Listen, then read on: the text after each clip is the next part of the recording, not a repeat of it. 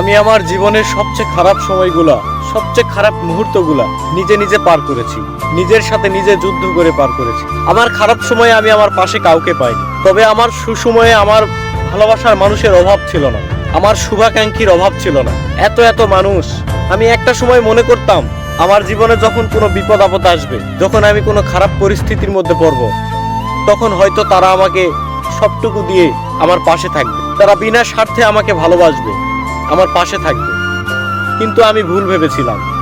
আসলে ভাই, এই স্বার্থের দুনিয়ায়, নিষ্ঠুর পৃথিবীতে আপনাকে কেউ স্বার্থ ছাড়া ভালোবাসে না। আপনি হয়তো এখন বুঝতেছেন না, কিন্তু আপনি যখন কোনো বিপদে পড়বেন তখন আপনি বুঝতে পারবেন আসলে আপনাকে স্বার্থ ছাড়া কে ভালোবাসে আর কে ভালোবাসে না।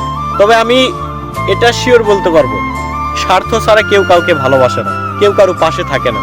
স্বার্থের পৃথিবীতে সবাই স্বার্থের পাগল। দম বন্ধ হয়ে আসতো একটা সময়, কাউকে কিছু বলতে পারতাম না।